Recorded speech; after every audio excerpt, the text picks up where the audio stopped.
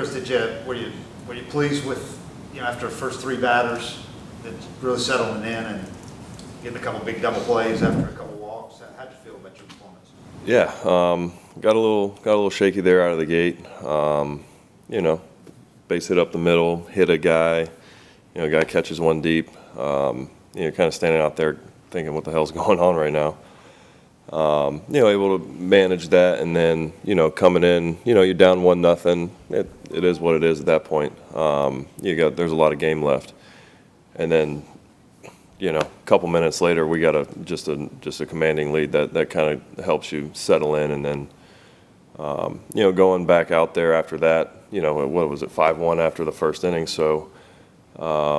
Hey, just let's get it back on the rails. Let's just keep it going in the right direction, and just do everything I can to kind of keep it where it's at and give my team a chance to win. Chris, the caliber of player Austin Riley is, and he hasn't had the year he wanted so far. How nice was that to see him have a night that might be able to get it going? Both sides of the ball too. He had a couple of really good plays. I mean, he started 2 of the double plays and had a really nice backhand that was probably over 95, 100 miles an hour. So. And then getting back to it, he obviously, had a small hiccup there with oblique and had some time off. So that, it's tough jumping back in here and, hitting major league pitching over, missing some time. So it looks like he's starting to catch his groove and get back to where he, wants to be and needs to be. How about just seeing this team do what was routine for them last year to come out and get multiple runs in the first inning, but to see them, how'd that feel in the dugout? Yeah, I mean, the feel has been the same, really. I mean, no one's pouting. We haven't been, there's no finger pointing. There's no bad vibes. It's just everyone's just been doing the same things. It's just we're not getting the results. Unfortunately, this is a very result-oriented game. But everyone's doing their early work. Everyone's getting their lift in. Everyone's doing what they need to do. It just wasn't showing up. You kind of felt it over the last few days, like, okay, like something's about to happen. We had a great, ending to our road trip, and then, obviously to start this one off today was big. So, hoping the boys just keep doing what they're doing and stay the course and trusting themselves. Chris, after the game, Austin Riley talked about how much he enjoys playing behind you from a defensive standpoint. Just referenced it as being fun, seeing the double plays during just what they do. What do you enjoy about that defense, Mike? Well, it's kind of the same for me too. I know that I got 3 deer in the outfield at all time that are going to run things down. I mean, hell, even in the last inning, you got Kellenick robbing a homer there. And defensively, again, you look up the middle. It's as solid as anybody you're going to see. With Arcia, that last play. I mean, I don't know how many times I've seen him make that play. He makes it look routine, but that's not supposed to happen as easily as he makes it look. And you just look around the diamond. I mean, we got guys with gold gloves and guys that probably should have them too. So for me, I appreciate that, knowing that, on a day where I might not be striking guys out or when the ball's put in play, if it's not caught or it's a base hit, that's fully on me. Chris, this is the first time since late April where the offense has put together 5 or more in back-to-back games. It's been since that Rangers series, which you actually pitched in. You mentioned that first inning, coming back out with a 5-1 lead. How much does that change your approach as a pitcher, having that big cushion that you might not necessarily be accustomed to over the last few starts early in the game?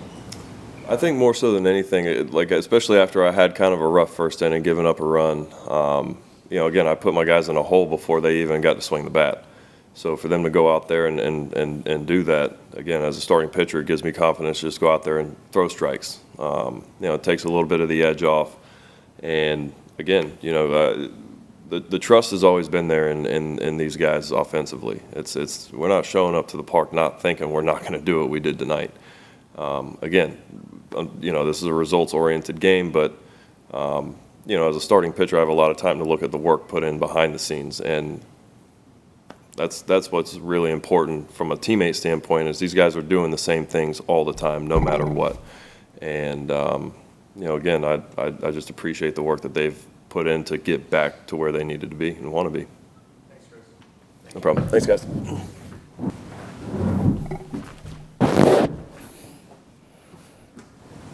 Thanks, Ned. How did it feel to see the team kind of do what you did on a routine basis last year with the No, it felt good. I have jump out and have a lead like that. It's been a while. It's yesterday, you know. Back-to-back So yeah, no. Well, hopefully it's a trend. How's Michael doing? Sorry. How's Michael doing? I don't know. They'll MRI it tomorrow to see what kind of what the level the strain is, and we'll DL him or IL him and go from there. What was the conversation like when he doubled over in the first inning? He just said he felt something. And that's usually not good.